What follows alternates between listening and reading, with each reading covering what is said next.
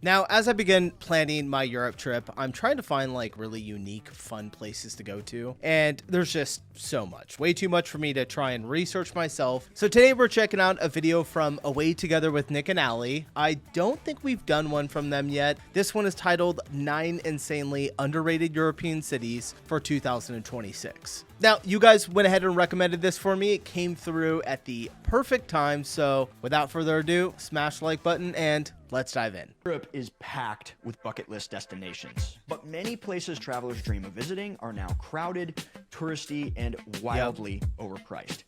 I do not want to run into this. The secret isn't just skipping them altogether. Popular places are popular for a reason.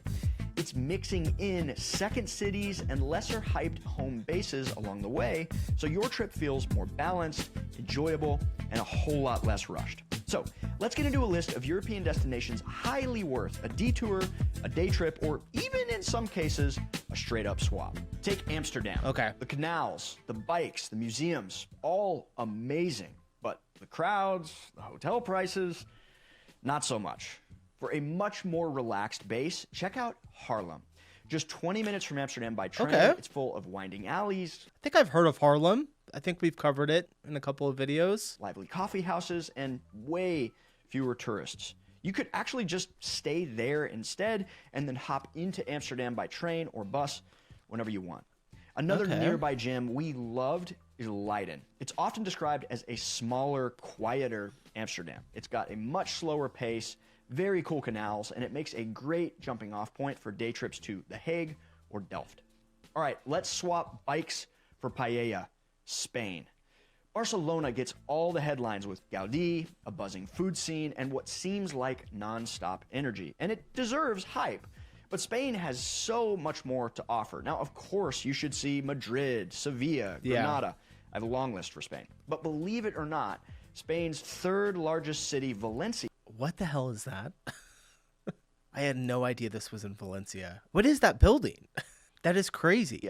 Somehow flies under the radar for many travelers, which is a real shame, in my opinion.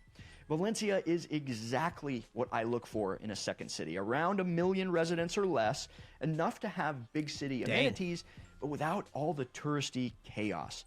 We spent 2 weeks here earlier this year and highly recommend. You can run through this giant park in a former riverbed, marvel at the futuristic city of arts and sciences, and try paella in the place where it was actually created. I cannot say enough good things about Valencia. If you're visiting Belgium, Rick Steves probably told you there's only one can't-miss place, Bruges. And I'm not saying Bruges isn't cool, but after a few hours, it can feel more like a museum, crowded, touristy, a little bit staged. That's why we love Ghent. It's just 30 minutes away by train, and it mixes medieval towers with a youthful, creative energy. So essentially, like every major city that you do want to at least see on some level, just stay like 30 minutes or like 45 minutes outside of it in another city and then travel in. Kind of seems where he's going with it. Makes sense, though. It's a real lived-in city and home to real people, not just tourists passing through. We rented an apartment from a local family right on the Vrijdagmarkt, which is a bustling square that's been at the heart of Ghent for centuries. And our days here weren't really about checking sites off a list, but really just slowing down. Sure, you can see Gravenstein Castle or St. Babos Cathedral, but our favorite memories were wandering Graffiti Street, grabbing dinner on Oddberg Street, or spending an evening at De La Griet with a Belgian beer and a cheese plate. Compared to Bruges, Ghent just feels more real and laid back. I'm sorry, Rick. I love you. All right.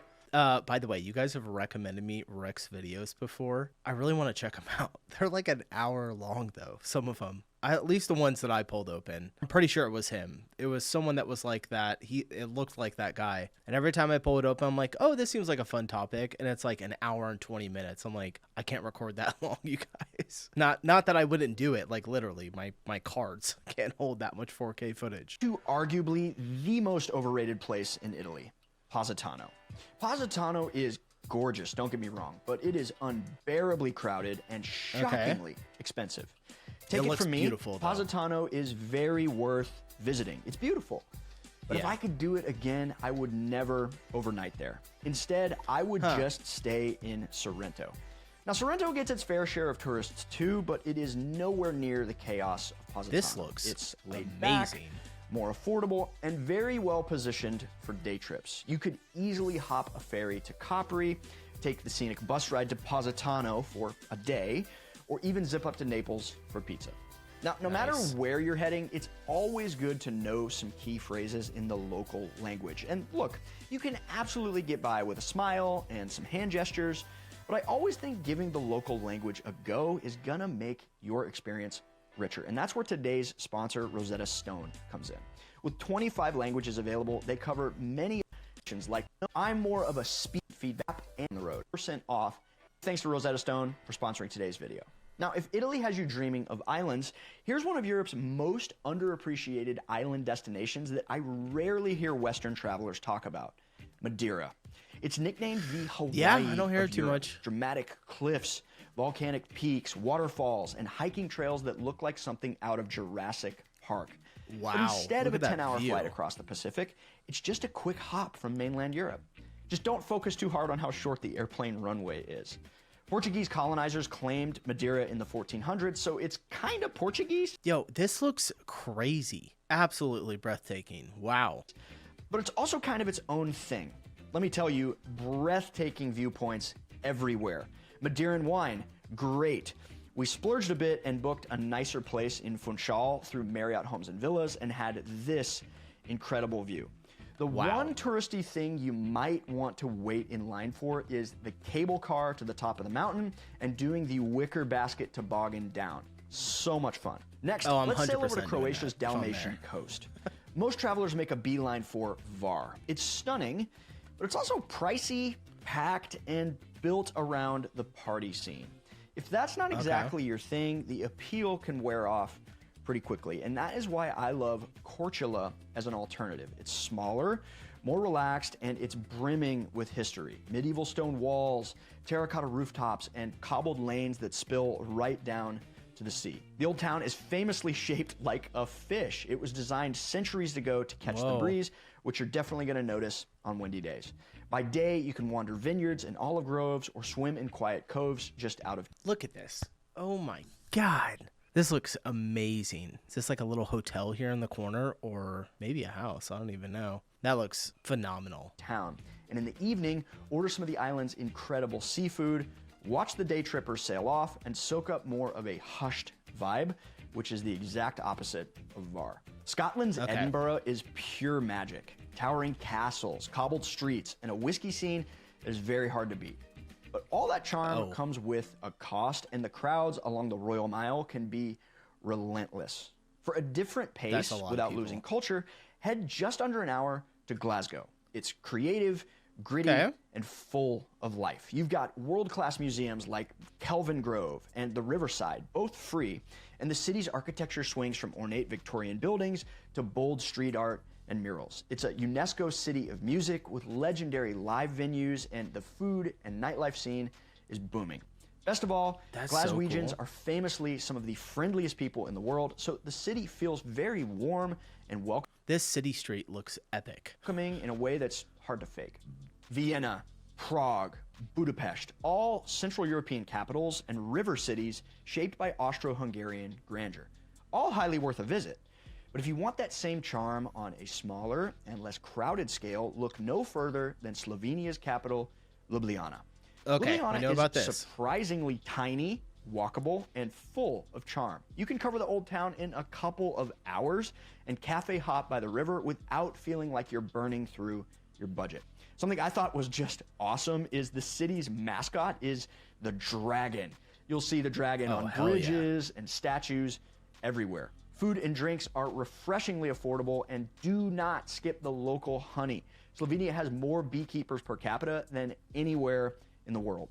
One of our favorite things in Ljubljana was the accommodations. We stayed in 2 different places in Ljubljana, Hostel Celica, which is a converted prison, and then we used our IHG free night certificate for an epic stay at the Intercontinental Ljubljana. I cannot wait to go back there. The Swiss Alps are legendary for skiing. See, like, this is what I'm talking about. I want to do stuff like this when I come visit. I want to stay in like a prison or I don't know. I'm just super adventurous and want to do like the most wild shit. And of course, though, when I come visit, my wife's probably going to come with me, and she likes staying in this right here. So we're a little torn. Mental Ljubljana. We're going to do both, though. I'm going to talk her into it. The Swiss Alps are legendary for skiing, but they're also legendary for their prices.